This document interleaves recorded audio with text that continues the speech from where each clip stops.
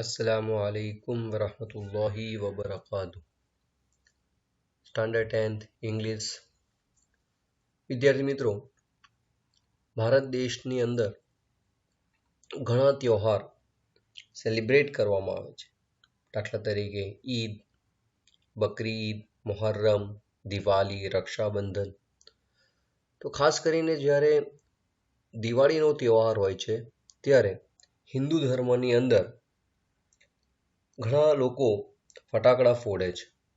તો જ્યારે પણ આપણે આ ફટાકડાને જોઈએ છીએ ત્યારે ઘણા સવાલ આપણા દિમાગમાં ઉત્પન્ન થાય છે કે આ ફટાકડા કેવી રીતે બનાવવામાં આવતા હશે, તેમાં ત્યાં રંગબેરંગી કલર્સ કેવી રીતે બહાર આવતું હશે, તેમાં શું વપરાય છે. તો આવા ઘણા પ્રશ્નોના જવાબ મેળવવા માટે આજે આપણે જોઈશું unit number 5 playing with fire. આ યુનિટને આપણે બે ભાગમાં વિભાજિત કર્યું છે અને તેનું આજે આપણે જોઈશું પાર્ટ 1. One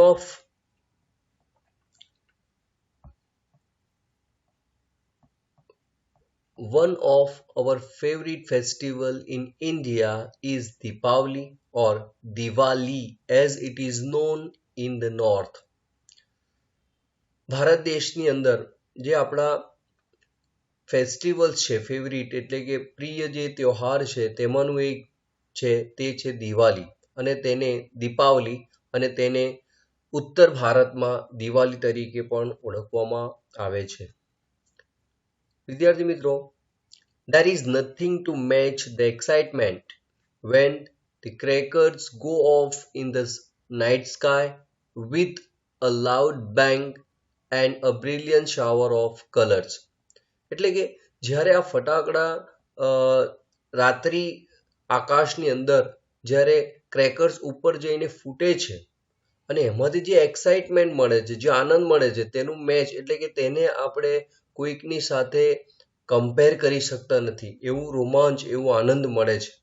બરાબર, એટલે જે પ્રકાશ નીકળે છે તેમાંથી આવતો જે અવાજ જે છે, બ્રિલિયન્ટ શાવર ઓફ કલર્સ, જાણે કે રંગબેરંગી કલર્સના ફુવારા ના હોય, બરાબર, અને તેમાંથી જે રોમાંચ ઉત્પન્ન થાય છે તે રોમાંચને આપણે અનકમ્પેરેબલ છે, તેની આપણે કમ્પેરિઝન બીજા સાથે કરી શકતા નથી.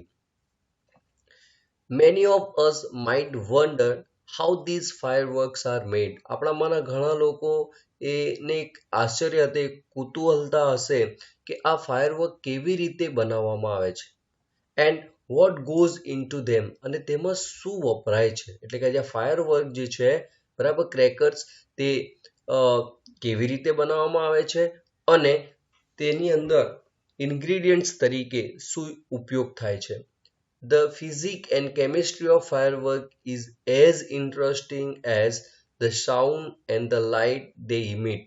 એટલે કે આ ક્રેકર્સમાંથી નીકળતો પ્રકાશ અને અવાજ એ જેટલું ઇન્ટરેસ્ટિંગ છે તેટલું જ ઇન્ટરેસ્ટિંગ એટલે રસપ્રદ એ ફાયરવર્કનું જે ફિઝિક્સ એન્ડ કેમિસ્ટ્રી જે છે, એટલે કે તેની જે રસાયણશાસ્ત્ર અને જે ભૌતિક શાસ્ત્ર છે કે ફાયરવર્ક્સનું, એ પણ એટલું જ રસપ્રદ છે. The science of firework is technically called pyrotechnic.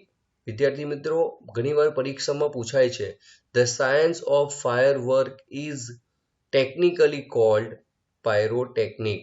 Okay, એટલે ફાયરવર્કનું જે સાયન્સ છે તેને પાયરોટેકનિક્સ તરીકે ઓળખવામાં આવે છે. અને આ વર્ડ ક્યાંથી આવ્યું છે પાયરોટેકનિક્સ? તો તે ગ્રીક વર્ડ છે. પાયરોટેકનિક્સ એ કયું વર્ડ છે? એ ગ્રીક ભાષામાંથી આ શબ્દ આવેલો છે. તેમાં તમે જોશો આ શબ્દ એ બે શબ્દનું બનેલું છે, પાયર એન્ડ ટેકનિક.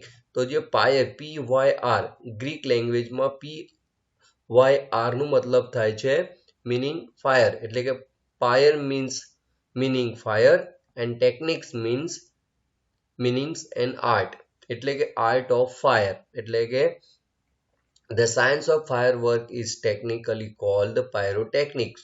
બીજી રીતે કહીએ તો પાયરોટેકનિકને શું કહેવામાં આવે છે? The art of fire. Pyrotechnics include not only the fireworks but also the whole range of devices that use similar materials and principle.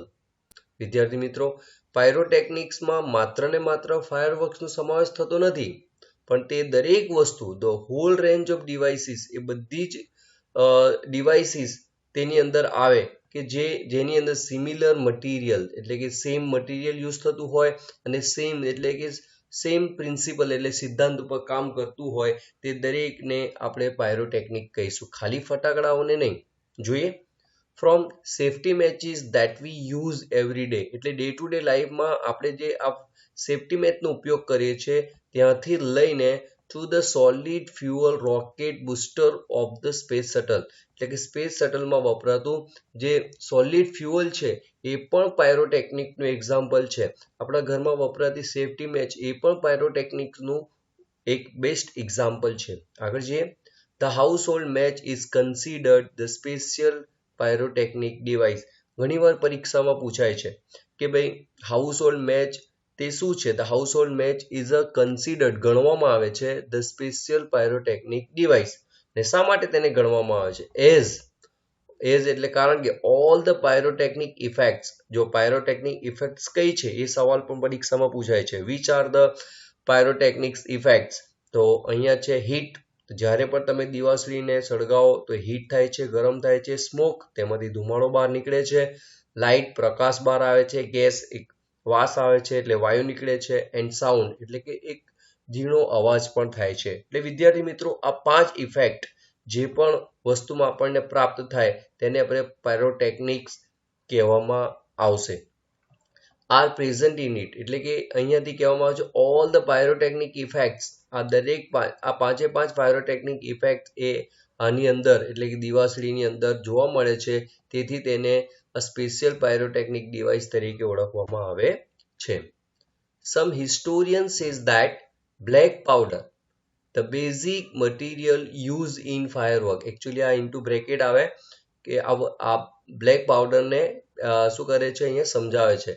The black powder was invented in India, એટલે સમ હિસ્ટોરિયન્સ એટલે થોડાક જે ઇતિહાસકારો છે એવું કે છે કે આની ઇન્વેન્ટ એટલે શોધ, એટલે કે બ્લેક પાવડરની શોધ એ ક્યાં થઈ છે? તો કે ભારત દેશમાં.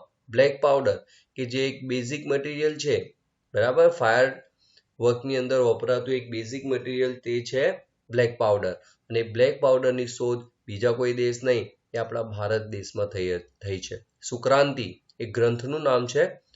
સુક્રાંતિ રિટન મોર દેન 2000 years ago, આજથી 2000 વર્ષ પહેલા એક ગ્રંથ લખવામાં આવેલું, તેનું નામ છે સુક્રાંતિ. અને આ ગ્રંથની વાત કરે છે. Sukranti has reference to weapons, એટલે સુક્રાંતિની અંદર ઉલ્લેખ છે વેપન્સ એટલે સાધનોનું, હથિયારોનું. કયા? સિમિલર ટુ ગન્સ એન્ડ પ્રોજેક્ટાઇલ, જો આ ગન છે એન્ડ પ્રોજેક્ટાઇલ એટલે તોપ, બરાબર. આ સુક્રાંતિની અંદર આ બે જે સાધનો જે છે, આ વેપન્સ જે હથિયારો જે છે તેનું ઉલ્લેખ કરવામાં આવ્યું છે. ને બંનેમાં શેનો ઉપયોગ થતો હતું? તો કે black powder. However, the Chinese are generally considered the pioneers of pyrotechnics. અને સામાન્ય રીતે ચાઇનીઝ જે લોકો જે ચાઇનામાં રહે છે તે ચાઇનીઝ લોકોને આના પ્રણેતા, પાયરોટેકનિક્સના પ્રણેતા તરીકે ગણવામાં આવે છે. વિદ્યાર્થી મિત્રો યાદ રાખજો, ચાઇના અને ભારત અને બ્લેક પાવડરને લઈને ઇન્ડિયા અને ચાઇના જે છે બંનેને મિક્સ ન કરતા. તે બ્લેક પાવડર ઇન્વેન્ટ ક્યાં થયેલું? ઇન્ડિયામાં. અને પાયોનિયર્સ તરીકે કોને ગણવામાં આવે છે? તો ચાઇનીઝ લોકોને. They are said to have developed the black powder more than 1000 years ago. They એટલે Chinese. Chinese are said to have develop, એટલે એવું કહેવામાં આવે છે કે ચાઇનીઝ લોકોએ આ બ્લેક પાવડરને ડેવલપ કરેલું આજથી લગભગ 1000 વર્ષ, 1000 કરતા પણ વધારે વર્ષ પહેલા. It took at least 200 years for the knowledge to spread to the west. અને તે આ તે સમયની વાત છે જ્યારે એરોપ્લેન ની હતા, એટલે એક દેશમાંથી બીજા દેશમાં માહિતી પહોંચાડવામાં ઘણો સમય લાગતો હતો, ત્યારની વાત છે. ઇટ ટુક એટલીસ્ટ 200 years, એટલે 200 વર્ષ લાગી ગયા for the knowledge to spread to the west, એટલે કે વેસ્ટ પશ્ચિમ દેશોની અંદર આ માહિતી પહોંચતા 200 વર્ષ લાગી ગયા. And it was only in 12 1242 એટલે 1242 that an English monk Roser bacon revealed the formulas for black powder. એટલે કે રોઝર બેકન નામના એક ઇંગ્લિશ મોંક સાધુ હતા કે તેમણે 1242માં આ બ્લેક પાવડરનું જે ફોર્મ્યુલા છે એ રજૂ કર્યું. He considered it such a dangerous substance that he wrote of it in a code language. આ જે રોઝર બેકન જે છે તે આ જે બ્લેક પાવડર છે એને એક ખતરનાક, બરાબર, એક ખતરનાક પદાર્થ ગણતા હતા. ડેન્જરસ એટલે નુકસાનકારક સબસ્ટન્સ ગણતા હતા. તે કારણે જ તેમણે એના વિશે કોડ લેંગ્વેજમાં, એટલે કોઈને ખબર ન પડે એવી લેંગ્વેજમાં તેના વિશે લખ્યું હતું. The basic formula of the black powder or a gunpowder has remained unchanged for the centuries. એટલે કે ઘણા વર્ષો સુધી આ basic formula of black powder, એટલે બ્લેક પાવડર બનાવવાનું જે બેઝિક ફોર્મ્યુલા છે, બરાબર, કાં તો તેને ગન પાવડર પણ કહેવામાં આવે છે, એ અનચેન્જ છે. એટલે એમાં કોઈ પણ પ્રકારનું ફેરફાર કરવામાં આવ્યું નથી. હવે એનું ફોર્મ્યુલા શું છે? તો બ્લેક પાવડરની અંદર પોટેશિયમ નાઇટ્રેટ એ 75% યુઝ થાય છે. દેન ચારકોલ એટલે કે કોલસો જેને આપણે કહીએ છીએ 15%. દેન સલ્ફર એ 10% યુઝ થાય છે. એટલે કે આપણે જો 100 ગ્રામ બ્લેક પાવડર બનાવવું હોય તો 75 gram potassium nitrate, 15 gram charcoal and sulphur 10 gram, તો આપણે 100 ગ્રામ બ્લેક પાવડર બનાવી શકીએ. આ એનું શું છે? રેશિયો છે.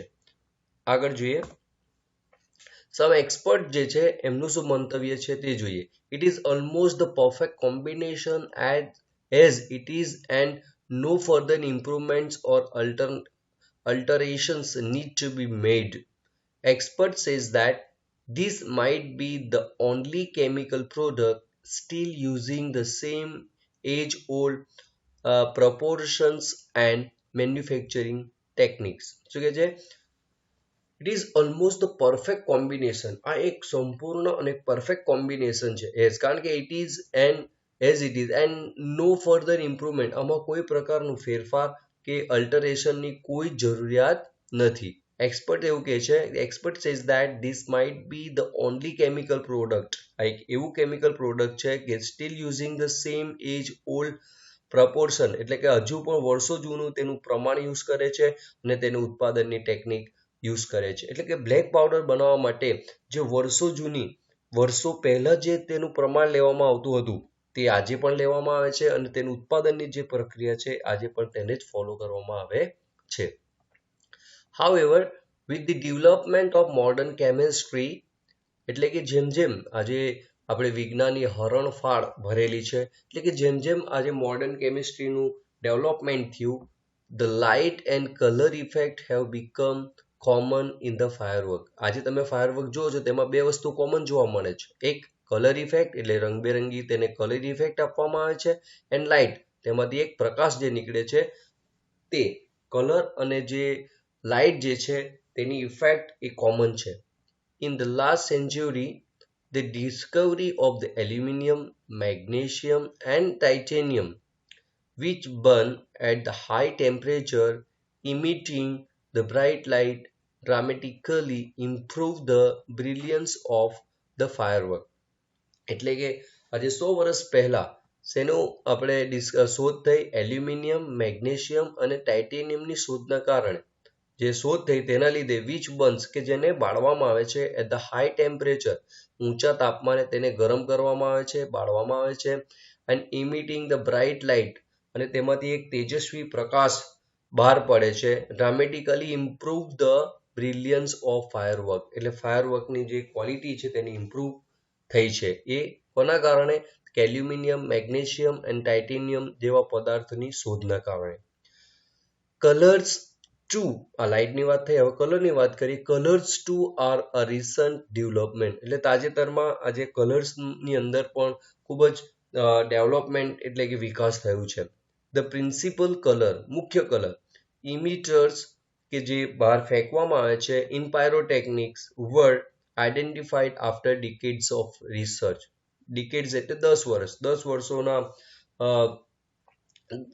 શું કહેવાય રિસર્ચ પછી આજે જે the principal colour emitters in pyrotechnics were identified, એટલે કે આ પાયરોટેકનિક્સની અંદર જે મુખ્ય કલર જે બહાર ફેંકે છે તેને આપણે ઓળખવામાં આવ્યો છે.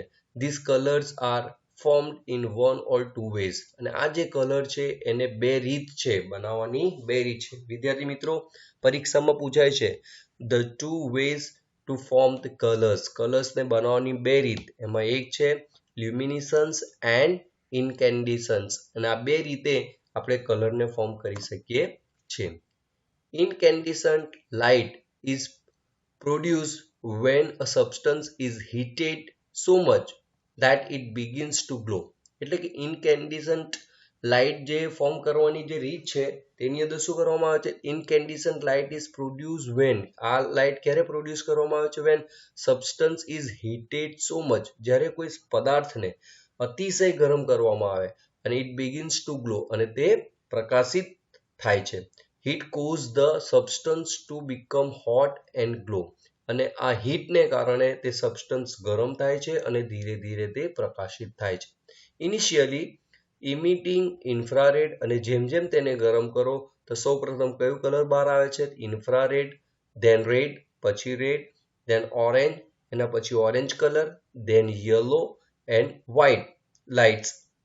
એટલે કે તમે જોશો જેમ તેને વધુ ગરમ કરો, સૌ પ્રથમ ઇન્ફ્રારેડ, પછી રેડ, ઓરેન્જ, યલો અને અંતે વ્હાઇટ લાઇટ તેમાંથી બહાર આવે છે. એઝ ઇટ બીકમ્સ ઇન્ક્રીઝિંગલી હોટર, જેમ જેમ તે હોટ થાય છે, ગરમ થાય છે, તે આ પ્રકારના કલર તેમાંથી બહાર આવે છે. When the temperature of the firework is controlled, જ્યારે ફાયરવર્કની અંદર રહેલું ટેમ્પરેચરને જો આપણે કંટ્રોલ કરીએ છીએ ત્યારે the glow of it metallic substance can be manipulated to be the desired color at the proper time.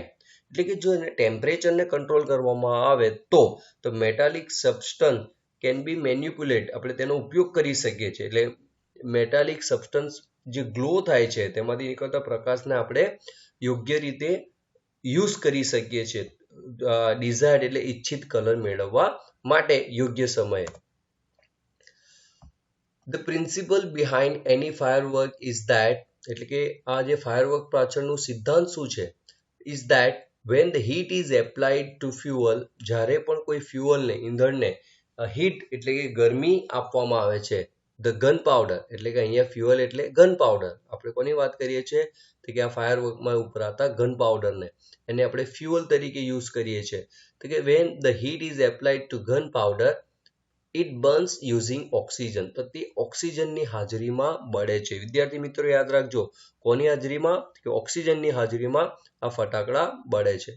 However, because the fuel is packed tightly, હાલાકે તેની અંદર મૂકેલું જે ફ્યુઅલ એટલે કે બ્લેક પાવડરને બહુ ટાઇટલી પેક કરવામાં આવે છે, તેના કારણે to keep the heat in the burning take place all of a sudden, અને એના કારણે તે અચાનક સળગી ઉઠે છે. હીટને અંદર બહુ ટાઇટલી ફિટ કરવામાં આવતું હોવાથી તે અચાનક સળગી ઉઠે છે. It causes the characteristic cloud noise, અને આના કારણે તેમાંથી અવાજ બહાર આવે છે. The actual manufacturing process of the firework is simple, એટલે કે આ ફાયરવર્ક જે છે તેનું ઉત્પાદનની પ્રોસેસ, પ્રક્રિયા એ ખૂબ જ સિમ્પલ છે. The raw materials required are, એટલે કે રો મટીરિયલ એમાં જે વપરાતું જે કાચો માલ જે છે તે કયું છે, આર ધ ફ્યુઅલ, એટલે કે જેને આપણે બ્લેક પાવડર કહીએ તે ફ્યુઅલ, પછી બાઇન્ડર્સ, ઓક્સિડાઇઝર્સ એટલે ટુ મેક ઇટ બર્ન, તેને બાળવા માટે વપરાતું oxidizers, and a few other material, અને બીજા થોડાક મટીરિયલનો ઉપયોગ થાય છે. એટલે કે અને કઈ વસ્તુની રિક્વાયર્ડ હોય છે તો કે રો મટીરિયલ્સ રિક્વાયર્ડ આર, કયા કયા રો મટીરિયલ, કે fuel, binders, oxidizers and other few materials, તેનો ઉપયોગ કરીને અને મેન્યુફેક્ચરિંગ પ્રોસેસ, બરાબર, તેની પ્રોસેસ કરીને તેને ફટાકડાઓને બનાવવામાં આવે છે. ધ ઇન્ગ્રીડિયન્ટ્સ, બરાબર, ઇન્ગ્રીડિયન્ટ્સ એ જ raw material. The ingredients are ground, એટલે કે ઇન્ગ્રીડિયન્ટ્સ જે હોય છે તેને શું કે ગ્રાઉન્ડ કરવામાં આવે છે, એટલે કે પાવડર બનાવવામાં આવે છે. પછી બનેલા પાવડરને મિક્સ વેલ, એટલે કે સારી રીતે એકબીજામાં ભેળવવામાં આવે છે. The mixture is pushed through a machine from which it comes out as a long rolls or a strips. એટલે કે સૌપ્રથમ આ ઇન્ગ્રીડિયન્ટ્સ જે રો મટીરિયલ્સ છે તેને શું કહેવાય કચરવામાં આવે છે, એટલે કે પાવડર સ્વરૂપ બનાવવામાં આવે છે. બધા જ પાવડરને મિક્સ કરવામાં આવે છે અને આ જે મિક્સચર બને છે તેને મશીન થકી, મશીન થ્રુ, મશીનમાં રહીને તેને એક લાંબી પટ્ટીઓ કાં તો રોલ સ્વરૂપે એ મશીનમાંથી બહાર આવે છે. And then rolled in a cardboard or old newspaper, કાં તો તેને પૂઠું કાં તો જૂના ન્યૂઝપેપરની અંદર વીંટાળવામાં આવે છે વિથ અ ફ્યુઝ, એટલે કે દિવેટ સાથે. અહીંયા તમે જોશો કે આ તેને જૂના પેપરની અંદર કે કાર્ડબોર્ડની અંદર રો મટીરિયલ ફિટ કરવામાં આવ્યું છે અને તેમાંથી આ ફ્યુઝ એટલે એક દિવેટ બહાર કાઢવામાં આવી છે. આ રીતે ફટાકડાને બનાવવામાં આવે છે. વિદ્યાર્થી મિત્રો, અહીંયા આપણે આજે પાર્ટ 1માં આટલું જોઈએ છે. પછી પાર્ટ 2 લઈને થોડા સમય પછી હું તમારી સમક્ષ આવીશ. ત્યાં સુધી થેન્ક યુ.